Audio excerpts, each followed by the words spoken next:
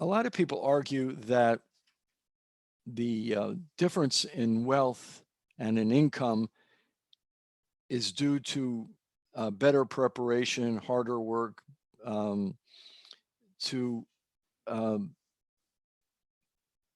things that the individual does to better himself. But it doesn't really account, that argument really doesn't account for the scope, the size of these differences, such that a CEO who makes 300 times more than the median employee still depends on all those employees. And so there's something askew. The argument that high net worth individuals earned their big slice of the pie does not hold up under scrutiny. By the way, the word earn is an interesting word. We say he earns so much money, sort of implying that someone who makes a lot less merits it less. He didn't earn it. In French, for example, and in Spanish, they don't use a word that implies merit. The French expression for earn money is gagner de l'argent, and the Spanish is ganar dinero, which means to win. And it doesn't necessarily imply merit. So much of the wealth that the people on the top are making, I use the word make more than earn, is due to the labor of others who are often underpaid. Think of the Amazon workers, for example.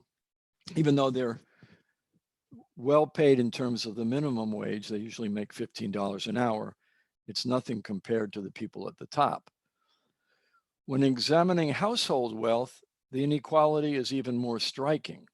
Household wealth includes the value of all financial assets, including housing. And there's this idea that people have pulled themselves up by the bootstraps, but many people in the top economic tier did not exactly pull themselves up by the bootstraps. In fact, 40% of all household wealth comes from inheritance. In the last 50 years, inheritance taxes have been decreased to a level of 1/7 the rate of tax on income and savings. At present, the United States has the highest level of wealth inequality in the world. For Black and Hispanic people, the disparity is particularly acute. This is what struck me the most in terms of this economic analysis. Black people receive 26 times less per capita than white people do in inheritance earnings. That's something it's hard to get your head around, but this per capita inheritance earning is so vast. You can't say that Black people are 26 times less meriting to get ahead or less hardworking. 26 times. We're not talking about 26%. We're talking about 26 times. In addition, the median household wealth for Black people in America is 9% that of their white counterparts. So it's the scope of this which is disturbing to me. This is not solely about money, although money is necessary for a high quality life, it seems, in this country anyway. It's that money can translate into greater equality of opportunity. An argument is often made that we cannot afford to address economic inequality. You know, how are we going to pay for this? However, to put things in perspective, baby boomers, I'm a baby boomer, that's the generation from 1946 to 1964, and the silent generation, 1928 to 1945, hold $84 trillion in wealth. And if you want to put that in perspective, the government has spent a lot of money recently to deal with the COVID-19 crisis, a little more than $2 trillion. Yet, baby boomers and the silent generation hold $84 trillion in wealth. So there is money out there. There are resources. Yes.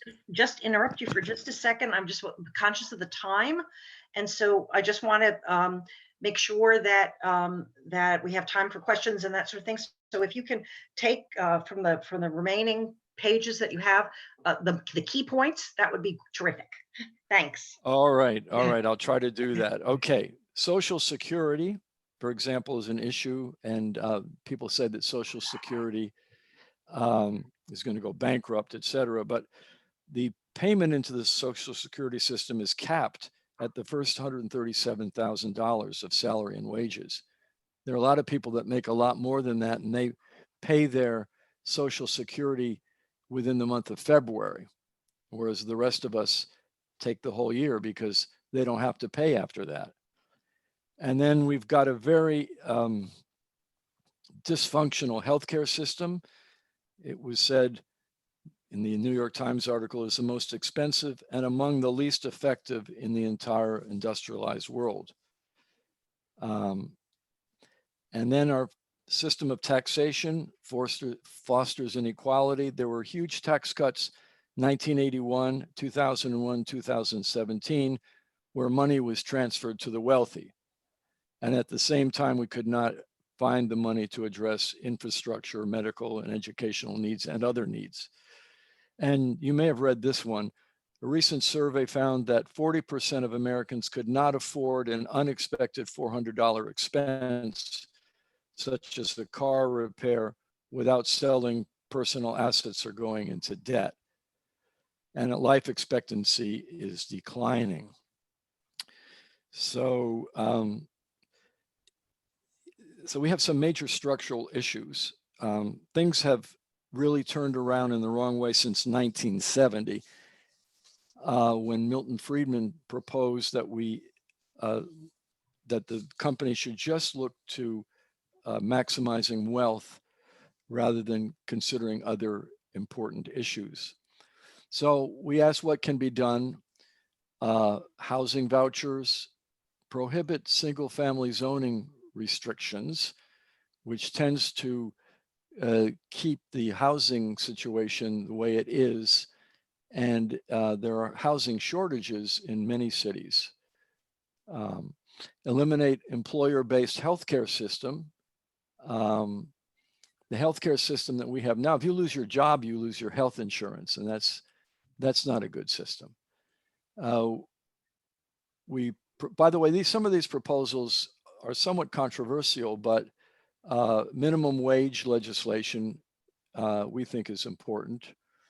The use of private contractor, calling drivers from Uber or Lyft private contractors so as to not give them the benefits that they need, health and benefits, et cetera, needs to be done.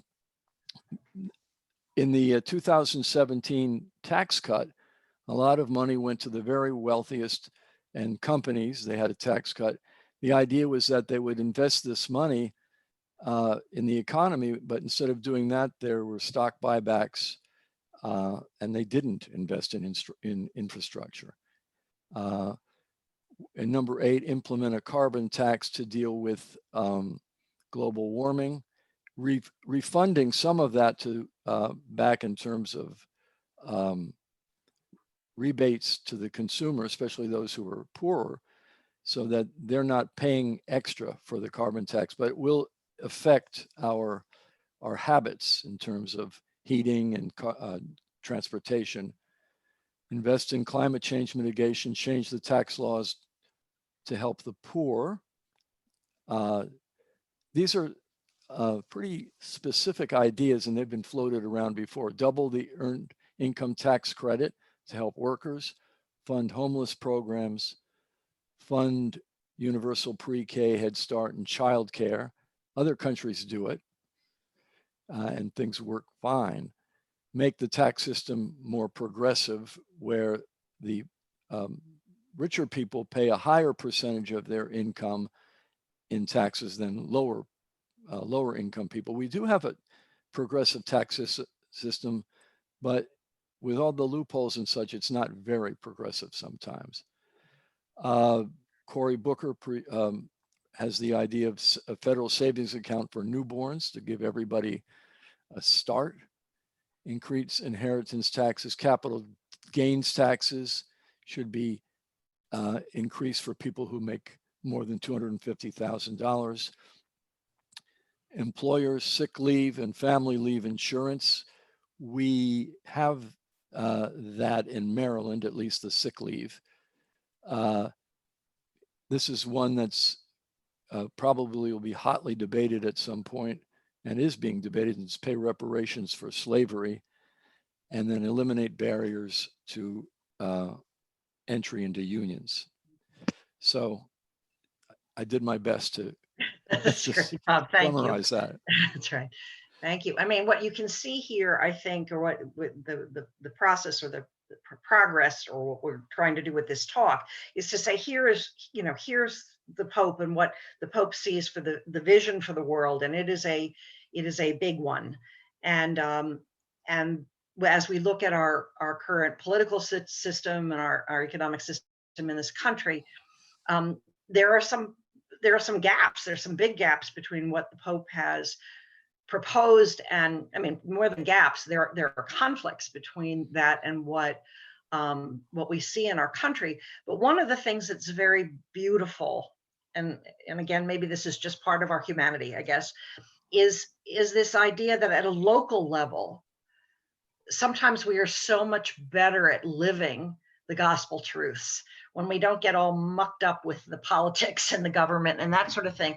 And so I'm going to turn it over to Sister Grace to talk about some good news for us, to say, to show us a place here in Baltimore that is living what the Pope has to say in his encyclical. They are living with their sisters, helping people in the city of Baltimore to improve their lives. So Sister Grace, I'll turn that over to you. Thanks, Elaine. I appreciate it. And I want to thank everyone, especially Nora and all of you at the IVC, that what a gift it has been to Caroline Center for your volunteerism, to Tom Tiffany, Pat Rudolph, Robbie Sabin, and now Marty Eckert. We couldn't have done it without you. And I'm so glad that you've been a part of the Caroline Center family. So I want to tell you that SSNDs around the world celebrated our Foundation Day this past Saturday. We're only 187 years young, and much younger than other congregations in Baltimore. And I will stop here for a second to say is, unlike Father John and Bob, you'll notice that I have an accent, so I'm not from Baltimore. So that sort of jumps right out at you, like, I wonder where she's from. So I'm a transplant here for the past 35 years. Getting back to our foundation, there was a prayer service that came out, and it reminded us that our congregation was founded to proclaim the good news, directing our entire lives towards that oneness that Jesus Christ was sent. It goes on to say, and to invite others to live the good news with audacity, resilience, and hope. I am here to confess that when Nora first asked me with 2 emails and a gentle telephone call and message, wondering if I would ever respond, I was hesitant, because public speaking and teacher is not a part of my background. But I realized that the IVC has been generous to Caroline Center, and I in turn should give back a little bit, and also to brag about the women who we serve and serves us. Caroline Center is a sponsored work of the School Sisters of Notre Dame. It was celebrating our 25 years, and with the idea of educating the women in Baltimore City in the healthcare field. So on 900 Somerset Street, on the other end of the Institute of Notre Dame, which was the convent for the sisters. And so we consider us to be on holy ground. Our location is chosen for a reason and an impact. Mother Teresa, our foundress, said that to educate the mother is to uplift the whole family. It goes on with our idea that the transformation of the world is depends on the transformation of the woman. Women who I've come to know to be the good news, the living gospel. Women who are economically poor and challenged, but rich in faith, belief in the creator that won't let them down, and a drive for service to make better for themselves. These are women filled with audacity, resilience, and hope. I too concentrated a little on Pope Francis's encyclical on chapter 2 that was titled The Stranger on the Road and the Story of the Good Samaritan. That best describes, I think, the Caroline Center individual. They have a response to the call to care. They are rays of light in the midst of what we are experiencing. This pandemic, this COVID-19 has created a fear and an isolation at various levels to all of us. And yet, these women of Baltimore City have a desire to enter a healthcare field, knowing the risk and the challenges that they're going to encounter of being distant learners and to get to this goal. So let's talk about one of those challenges have been for them. They had little to no access to Wi-Fi. They have achieved their education online with a cell phone on Zoom. No libraries have been open, some going to maybe Starbucks or to until they closed and nobody can go inside. We lost, the Department of Social Services only had enough laptops or Chrome tablets for one group, but not for this current group. They've learned to take blood pressures and pulses online. The teachers were as gifted and as talented as could be to help them. They have used their families as guinea pigs to get things done. They've done screenshots of their assignments to send them in. We talk about what are challenges of just having computers or laptops, let alone they wouldn't have the foggiest idea of having a printer or affording paper or even the ink to run copies. They live in multi-generational houses. Sharing space sometimes is just hard to get. They're learning and they're homeschooling. Their children are going to classes as well as them as they are. They are bread makers and bread winners. Most of our women are working. They are maybe Uber drivers, Amazon, things of that, anything they can do to, security guards are high on the list, things that they can do. So all of this, you said to yourself, so what's the good news? What is that exciting to be? Well, at the end of this week, Thursday and Friday, we are going to graduate. They've completed their training, and from the beginning to end, they have been interviewed by Zoom, they've learned by Zoom, and will have their closing ceremony by Zoom. But these audacious, resilient, and hope-filled women are going to enter the workforce knowing the risk and the challenges that they're facing. They're going to go to hospitals and long-term cares, dialysis centers, and pharmacy. They know what the challenges are, and yet they are indeed the good news. They are the good news of Baltimore. On the end of this week, there will be 9 more nursing assistants and 13 more pharmacy technicians. And they did it the hard way. It's hard to whine when you're work at Caroline Center because it's humbling for what they have done with so little and given so much. These women are the rays of light that Pope Francis talks about. They consciously are extending themselves to the care of others.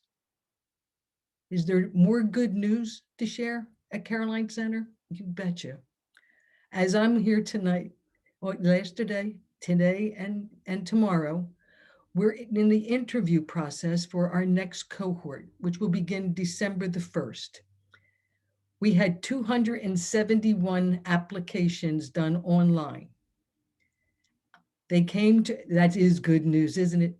Just think about it. In a pandemic, 271. They come to what we call an information session because Caroline Center is a 15-week program. It goes 5 days a week from 8 o'clock in the morning to 3 o'clock in the afternoon. It requires externships for the pharmacy technicians that will go for 4 weeks beyond the 15 weeks. They learn their medications in generic and brand name. And in order to get to where they are now, they have to get, all their grades have to be above 80, and their final exam has to be an 80 or higher, and all of them passed. They have to be drug-free and not able to have a criminal background check. These are women who are audacious, resilient, and hope-filled. And we need to have that same type of confidence and hope and belief that things can get better. So what about those 271? Well, 138 want to stay in the process. And they're in the midst of being interviewed by FaceTime or by call. And they will go through a long list of questions and with a desire. We only have slots for 30 now. We used to be 30 in pharmacy and 30 in nursing assistant of each cohort, but because of our space, social distancing, CDC guidelines, we continue to work virtually. So we're going to continue doing that. These are our challenges. And so in the midst of a pandemic, knowing what still faces them, their challenges of technology, online classes for them and for children, to be caregivers and caretakers to their family, finding a place to study, and maybe a little bit of self-care, which is always good to have. They still have a desire. They have a desire of what Caroline Center's mission is to serve the unemployed or the underemployed of Baltimore City.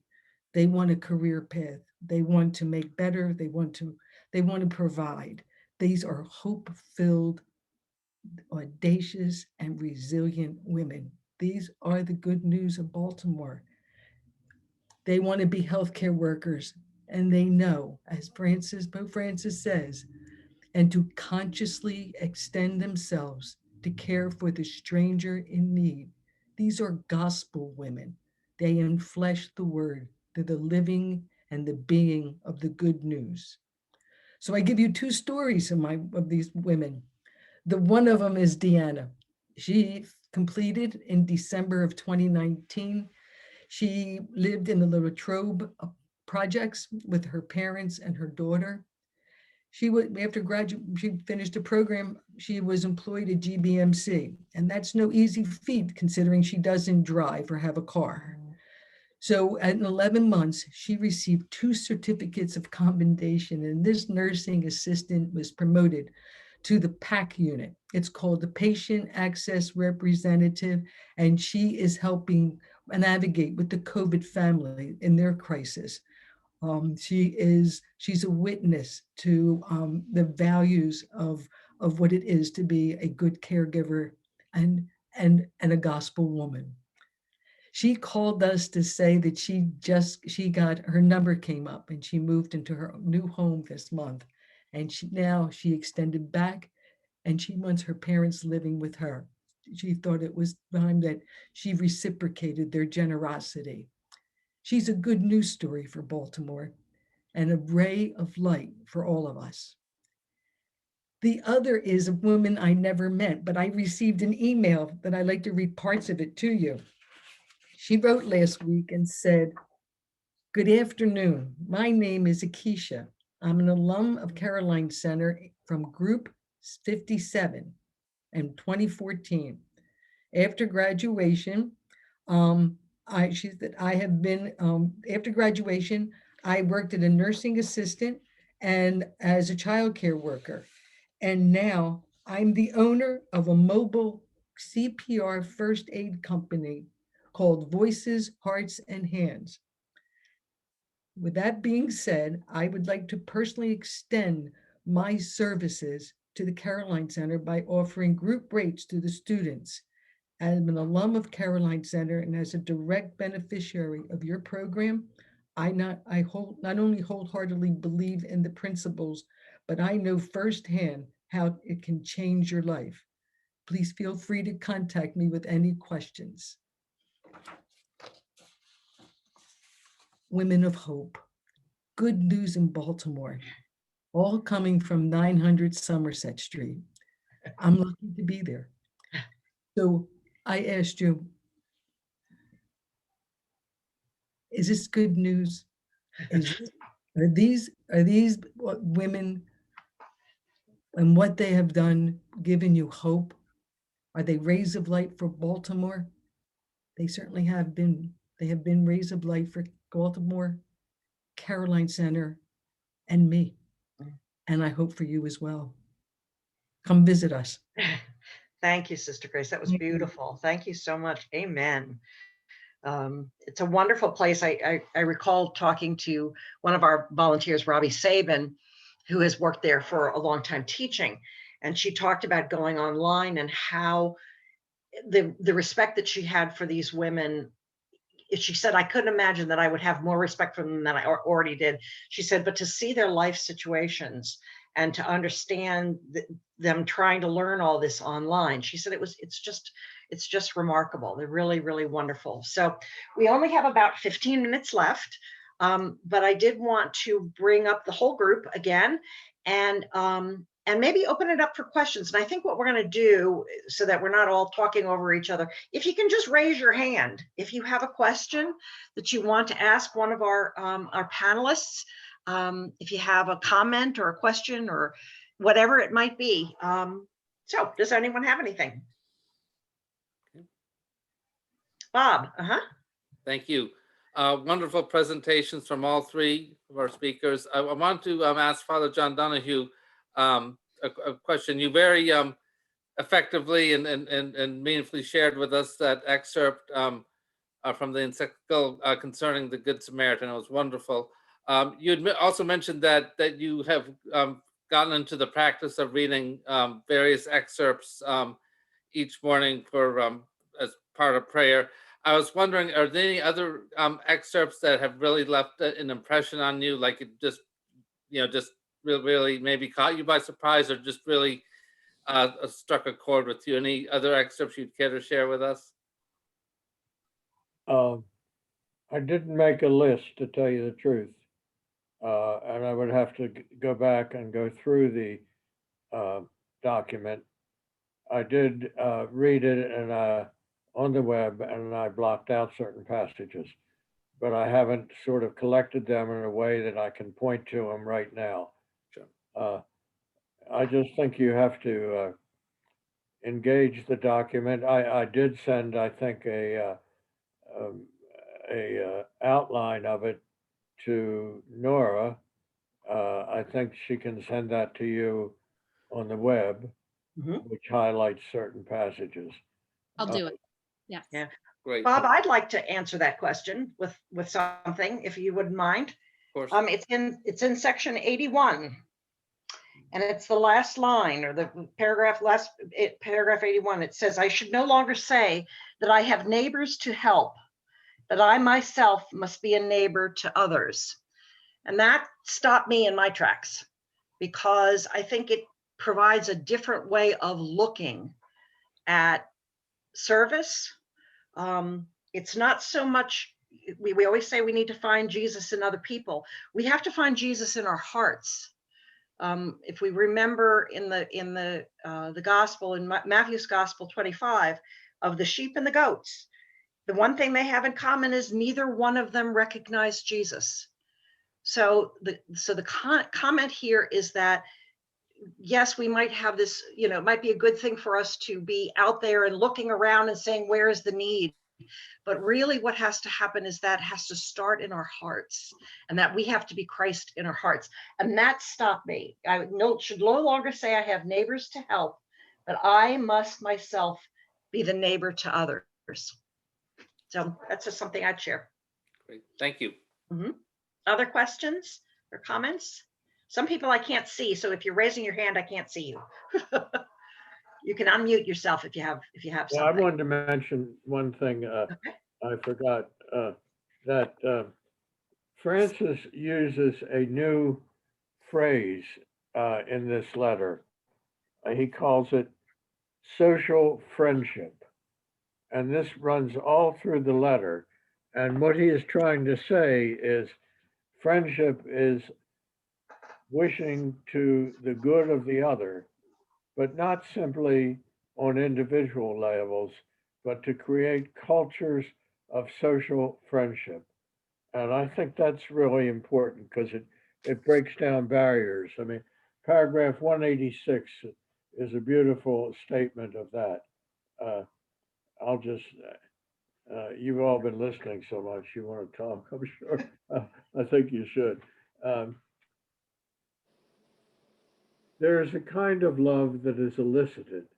Its acts proceed directly from the virtue of charity and are directed to individuals and peoples.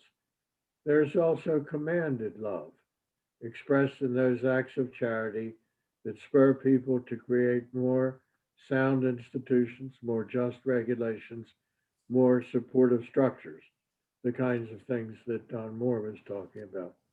It follows that it is an equally indispensable act of love to strive to organize and structure society so that one's neighbors will not find themselves in poverty. It is an act of charity to assist someone suffering, but it is also an act of charity, even if we do not know that person, to work to change the social conditions that caused his or her sufferings. So, I mean, I thought Sister Grace's description of Caroline House was a wonderful instance of what the Pope means by social friendship.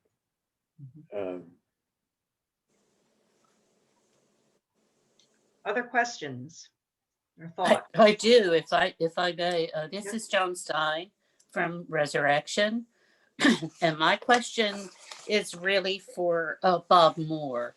I really loved his presentation and absolutely concur and I'm pleased with all the recommendations made. My question to him is, have you and your group worked on some of these policy issues in Baltimore with some success? I wish we had more time to talk about all this.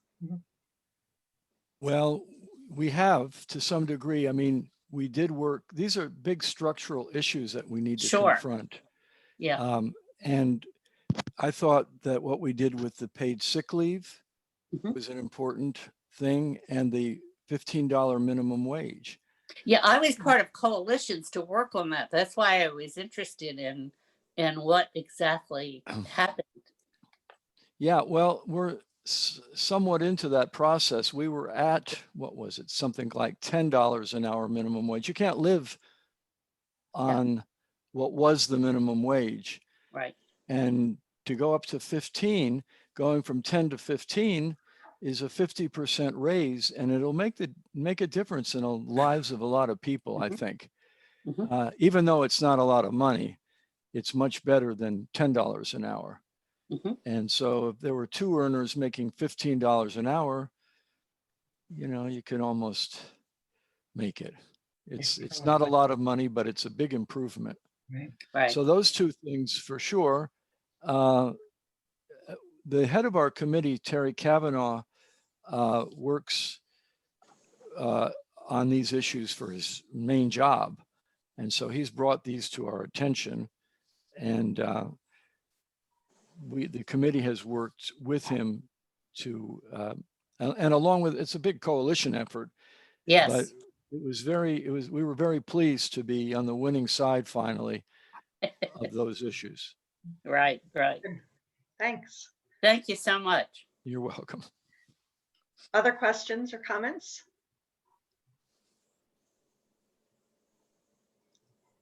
Well, Paul, I have a question for Sister. The work of the Caroline Center is so inspiring, and I agree with what Father John said, that the actual lived out ministry of the Caroline Center seems to reflect what Pope Francis said in the Encyclical about creating social friendships, creating the opportunity for us not only to develop to our full potential, but to use that talent to create a world in which we care for others. I wondered if there's been any thought of the school sisters to replicate what's being done with the Caroline Center in other communities. I realize we talked about the good news it is for Baltimore, but it seems to be such good work that is there any thought in the community of replicating what's being done with the Caroline Center in other areas where the school sisters have communities? Well, thanks, Paul. We are part of where I said a sponsorship. So we are with not only with the educational of the schools that we have, but and they're doing it in Chicago, in which they have a place there, Corazon, which there's also places up in Connecticut, Caroline House, in which they are helping with women with English as a second language and getting them so they can be a part of going on to continue education. Caroline Center, what we do, I think the other closest one we have is our co-sponsored work at Marion House, what they have done with in the educational field. One of the problems with what we thought we had with getting women to be in the healthcare field is that it would they wouldn't be underemployed. However, we all know that that's not in fact true. That that $15 an hour makes a big difference. A lot of them have two jobs. That's why we're focused. We have an academic career advancement, so that we're looking for, and we were getting scholarships and opportunities for the women to continue their education so they can move further up. But a just wage is our next efforts that we want to do in other, we're here in Baltimore, and then maybe look at other. We don't want to share too much of what we're doing good here. Make it good, we don't like to spread it too fast. Well, it is good to hear, Sister. And to me, one of the encouraging things that you've done is you've enabled these women to have dignity, to be able, to face life with their talents developed because I think if we learn to believe in ourselves, then we can take what we have and share it with others. But I suspect that many, just as you read the email from the woman who had been impacted, it's just so inspiring to see people who must have come with one image of themselves and left with another very positive image of themselves, contributing to society. Right. I met the Caroline Center Women First as a nursing home administrator when I was at the Maria Healthcare Center. And I will tell you that the quality of what they do in their quality of life and quality of care has made us a 5-star facility for the longest time. And I always credit them to being the backbone of our survey process. So from being the one that hired them, I went back to see how we did the education part of it. And I think I've been more of the learner in this process. So I'm grateful to them. John, did you want to add something? I saw you. Yes, there's other organizations very often directed and founded by women. The group of us, does anybody know what Asylee is? Yeah, Asylee Women's, that's one of our partners as well. That's, you can mention. So I think there's such wonderful things going on. Yeah. And I think the people should know about those at the parish level and realize that it will always be, as St. Paul says, a diversity of gifts and a diversity of talents. Right. and diversity of ministries. And there's wonderful things going on. The Benedictines over on Joppa Road Right. have done wonderful things. Nora, do you want to say anything? I mean, you know, we have some great partners and we have some great positions that are open virtually right now for people who are not volunteering or whatever. Nora, do you want to say a few things about that? Only quickly, because I'd love to hear some more questions, because Yeah. sometimes the good stuff happens here. Yeah. But we do have 19 open scopes of work. Elaine and I spent a lot of time pounding the pavement pre-COVID, and we dug up all these scopes of work, and then COVID hit. But Baltimore, IVC Baltimore has over 30 partner agencies in the city and just outside the city. Very long-standing partners, including in Catholic Charities and School Sisters of Notre Dame, et cetera. But we have 2 urgent requests. One is from, indeed, Caroline Center. I was just on the phone today with your colleague, Sister Michelle Payne, who was talking about really needing some help in the area of marketing, someone to write donor materials, press releases, et cetera, to work with Marty Eckert and Robbie Saban, IVC volunteers there. So Caroline Center, one more urgent request. And then also where Louise works at the Franciscan Center, to sit alongside Louise and do some client intake, mask on outside on their responsive services team. So we have 2 more urgent requests, but then we have another 17 open scopes of work. Right. So if you know of anybody, point them in our direction. Right. Talk to them. Well, I mean, I think it's important too to remember, in the midst of this difficult time that we are in, both with the pandemic and particularly in the political situation that we're in. You know, I wrote a note to myself when I was reading something. I said, I to quote Angel Gabriel, "Nothing is impossible with God. However, comma, what's going to happen in our country when we read the Fratelli Tutti and we look at the policies in our country, and there's such a huge gap, and so that can get very frustrating and it can get very discouraging. And so I think that's one of the beauties. That's what I was trying to point out before. You know, on a local level, so often we can see the work, the good news, the gospel truth being lived at the Caroline Center, at a lot of the places where we volunteer, so that we don't get caught up in the morass that's in the middle. We need to make those changes, obviously.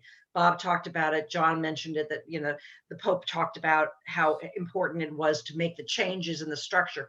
All that is very important. It's incredibly important.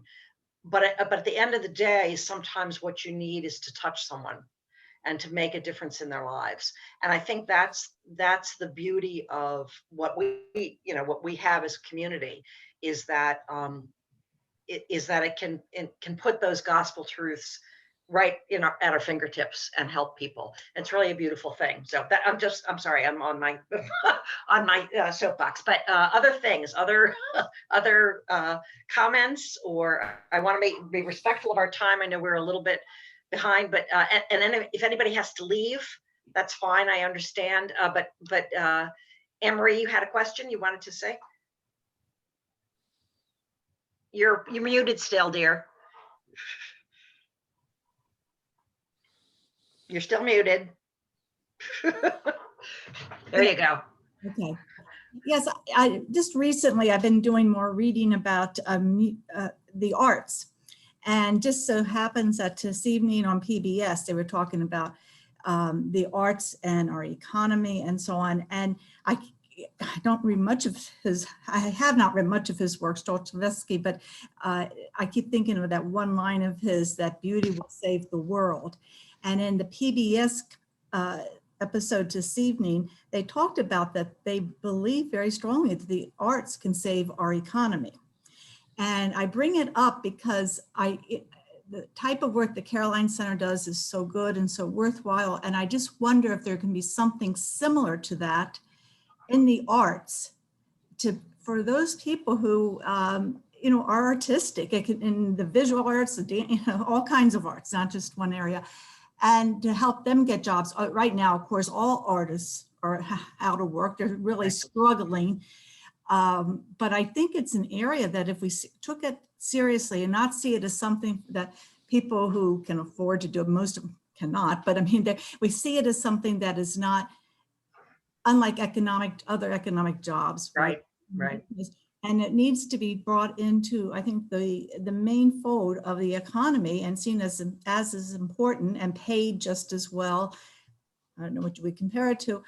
And I just want to throw that out because I just think there are a lot of people who are very artistic who either don't even think of going down that road because there's no money and hard to get jobs. And yet it will save us. I mean, beauty is so important. During this time period, there's been so much on that I've seen on one of the social sites, and they're delightful. Some of it's just incredible beauty, brings tears to your eyes, and others are funny and just delightful to see. And I thought, oh, the world could see this, you know. That reminds me of Winston Churchill. I believe it was sometime during World War II where people in the government in England were saying something to the effect of getting rid of the arts. And Winston Churchill turned around and said, well, then what are we fighting for? Oh. Right. So you know, that is an important thing. And it does seem to take a backseat when other things are going on. All right. Again, I'm conscious of time. What I'm going to say right now is I'm going to share with you the IVC folks know this. This is a book that it just seems to speak to me and every day. And it's called Hope as Old as Fire. John Donahue, I gave this to you, I think, this book. But I looked at what today was and I thought this is a good closing prayer. I invite anybody who would like to continue to talk afterwards to stay if you want to, just like if we were in a bar. Some people might want to have another glass of wine. So feel comfortable if you want to stay and talk. If you have to leave, that's fine as well. But we just thank you so very much for being with us. And again, thanks to our panelists so much for your wisdom and your inspiration. It's beautiful. This book is by Stephen Charleston, who is a member of the Choctaw Nation and is also an Episcopal Bishop Emeritus. And this is his reading today. And I thought, oh, this is perfect. Economic justice is not a debate, but a truth on which our fate will be determined. Either we will embrace shared ownership of our financial future, or we will surrender that future to the desires of the few who hoard the most. This is not the first time we have faced this moment. Riots and revolutions litter the road of greed, but this hinge of history may well be the most decisive. We will not elect the answer. We will not be given the answer. We will claim the answer when the people of God place the common good over the tyranny of privilege. So, and again, he wrote this in 2013, and it's like we're having, it's like deja vu all over again. It feels like so much of what he shares every day when I read is just pertinent and really on point for where we are. So again, my thanks. If anyone would like to stay and talk a little bit more, I don't want to keep our panelists longer than you want to be here, but if anybody'd like to stay and chat, that's fine. So. Thank Go ahead. you. It was a good evening. Thank you. Good evening. Okay, I'm just if you want to leave, that's fine. We thank you very much for being here. And make sure we'll keep you on the list for the next one. Thank you, Sister Grace. Thank you, Father. Yeah, Bob. So much. Really Bye, great. Bob. No, I just, all my life of teaching and lecturing, I'm so sustained by seeing the great work that goes on in the body of Christ. The body of Christ is serving, but it's diverse and beautiful. I'm going to leave because I'm an old man. You're a wonderful old man, and we love you. And the man behind you too. Tell him that we love him too. Love you, Father Bob. Okay. Thank you, John. Take care. God bless. Thanks for inviting me. Yeah. Thanks to all the new people too. Good to see you guys. Yeah. Bob, Okay. we heard Bob Ham, wait. Bob Ham, wait. Hi, Father Bob. Oh yeah, Bob Moore knows Bob Ham. Yeah. Bob Moore, when did you teach at Loyola Blakefield? Well, let me say something about Father Bob. Okay. He and I met at Loyola Blakefield while he was on leave from Nigeria. He served in Nigeria many years, And I had been in Nigeria because I was a Peace Corps volunteer in Niger, and I traveled to Nigeria a couple of times. So we had many a great discussion about Africa, et cetera, at Loyola Blakefield. I taught at Loyola Blakefield from 1989 to 2014. Uh-oh, maybe my son was in one of your classes. I'm worried. What did you teach? I taught French, I taught Spanish, I taught history, and I taught economics. I don't remember your name. I would think that I would remember. My son graduated in 2007, David Ireland, and he was quite a character. In fact, one of the associate pastor who is now at our parish is a young man by the name of Tyler Klein. Oh, I remember Tyler. Yeah, Tyler became our associate pastor, and I said something to my son David. I said, you know, jokingly, give me some dirt on Tyler so I can pick on him. He said, Mom, he'd have dirt on me. It's not the other way around. So anyway, but yeah, no, David graduated in 2007. Tyler was a protege of Father Joe Maccini, who I Right. think is living with Father Joe and Bob Ham over on Roland Avenue. Right. Yes. No, he is. Say hi to Father Joe Maccini for me, Yeah, please. he's a wonderful Oh, man. he's one of the younger people here. He's one of the new guys. He's he's part of the youth brigade. I miss. He did a great job at Loyola. Oh, he was He incredible. really did. Joe I'm Maccini going let to me. say goodbye. I'm very sorry. Night. Good night. Good night. Good night. Yeah, Bob. Joe Maccini led me through the spiritual exercises. Oh, wow, you were lucky. Yeah, so I've known Joe for a very long time. Yeah, he's a one. He and John Wiedenkamp. Uh-huh. And so yeah, no, they're good friends. That was a great experience for me as well as a mother of a child at Loyola. It was a beautiful That's thing great. in my own life. So ladies, gentlemen. Bob, can't thank you enough. It was beautifully, your manner is so calming and gentle and lovely. Yeah, I'm sorry that I jumped in on you, but I was getting worried about time. I just wanted Well, yeah, you did the right thing, and because it would have taken another 10 or 15 minutes. So yeah, that's fine. I just wanted to make sure that we got to the, to the meat of what you wanted to say, and so thank you for your patience in that. So I Oh, appreciate no problem. Yeah.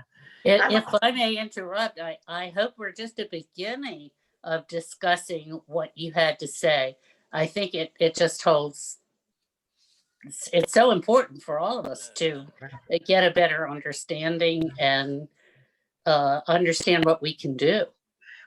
Well, no, There's a feeling among a lot of people that their status and in society, their economic status is solely based on their individual merits.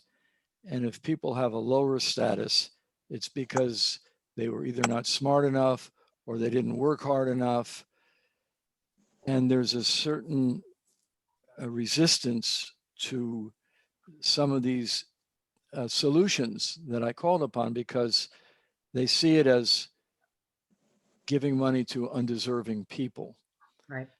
And but the scope of it all is so overwhelming that someone can make in the same enterprise 300 times more than someone else who is doing a job that has to be done, to me cries out for some kind of a balance. Right. And so of course